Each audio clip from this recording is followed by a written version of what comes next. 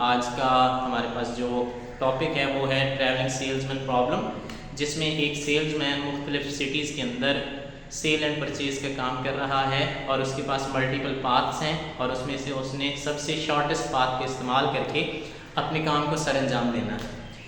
अगर आपके पास ऐसी सिचुएशन है जिसमें सेल्समैन के पास मल्टीपल पाथ हैं तो आपने उन पाथ्स को जज करने के बाद एक ऐसा पाथ डिफ़ाइन करना है जिसमें कम से कम टाइम लग सके, और इसको जांचने के लिए या इसको चेक करने के लिए आपको एक ग्राफ दिया जाता है जिसमें से आपने वो रास्ता फाइंड करना होता है।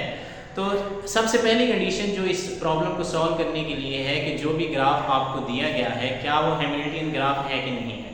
हैमिल्टनियन ग्राफ का सिंपल सा कॉन्सेप्ट इतना है कि आपके पास ऐसा पाथ होना चाहिए जिसमें आपका स्टार्टिंग और एंडिंग पॉइंट कॉमन आना चाहिए।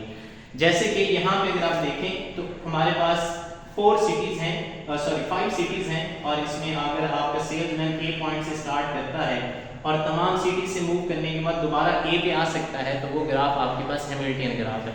इसी तरीके से अगर बी को आप स्टार्टिंग पॉइंट कहते हैं तो सेल्समैन बी से स्टार्ट करेगा और तमाम सिटीज़ को विजिट करने के बाद अगर दोबारा बी पे आ सकता है, वो रास्ता मौजूद है, तो that graph is basically Hamiltonian graph. सादा जुबान में कहें तो ऐसा ग्राफ जिसमें आपका स्टार्टिंग और एंडिंग पॉइंट कॉमन रहे, that graph it basically known as Hamiltonian graph. दूसरी चीज ये है कि आपके पास रास्ते को कैलकुलेट करने के लिए एक वेटिंग मैट्रिक्स होनी चाहिए। वेटिंग मैट्रिक्स का मतलब ये है कि अगर आप ए से बी की तरफ जा रहे हैं तो कितना वेट है उस एच का, कितने पॉइंट्स हैं उस एच के, क्योंकि जब तक पॉइंट्स नहीं होंगे हम शॉर्टेस्ट पाथ फाइंड नहीं कर सकते।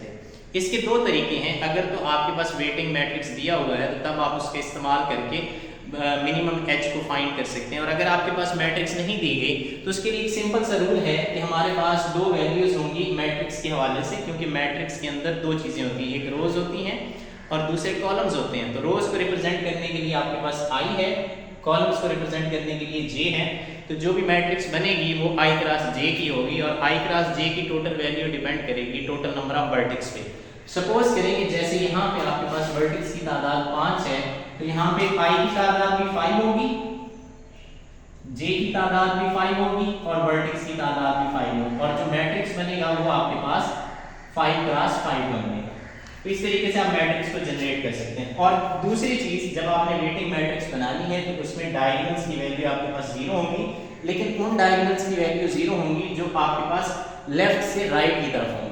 ऐसा नहीं होगा कि आप राइट से लेफ्ट की तरफ आए फिर भी डायगोनल 0 होंगी, ऐसा कभी भी नहीं होगा। हमेशा जब आप लेफ्ट से राइट की तरफ जाएंगे तब आपकी डायगोनल्स की वैल्यू जो है वो 0 होगी। तो ये एक सिंपल सा ग्राफ है, उसके अगेंस्ट ये आपके पास मैट्रिक्स है। इसमें अगर आप देखें तो हमारे पास जो डायगोनल्स हैं इन तमाम की वैल्यू 0 है, लेकिन ये वो मैट्रिक्स हैं, ये वो डायगोनल्स हैं जो लेफ्ट से राइट की तरफ हैं। और यहाँ पे अगर आप देखें तो यहाँ पे वो डायगोनल्स हैं जो राइट से लेफ्ट की तरफ हैं, लेकिन उनकी वैल्यू हमारे पास 0 नहीं आ सकती।